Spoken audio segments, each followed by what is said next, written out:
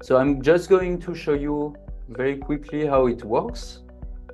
So if you look at my laptop screen right now, so all the digital signage configuration at Airtame is done through Airtame Cloud. So now that this screen is enrolled into Airtame Cloud, I can access the configuration of this screen. So what I'm going to do first is that I'm going to update the appearance just to make the instruction panel a little bit smaller so we can better see the dashboard that I'm going to display. So now I reopen the settings, and if I go into the signage section, you will be able to find the Power BI application in the list of integrations that we offer in Signage. So if I click on Power BI, I will be required to authenticate against my Microsoft accounts. Okay, now I'm signed in. I have here the list of all the workspaces, Power BI workspaces I have access to. So I have several here that I can select, and then comes the list of dashboards.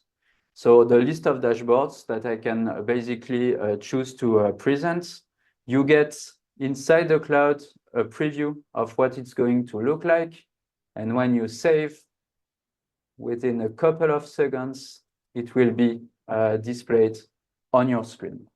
The data will be refreshed automatically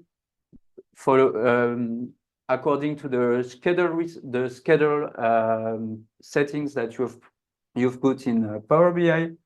So you get basically something that can be very up to date, because on the Power BI side, you can choose to be very granular about how many times per day your data and your dashboards are actually refreshed.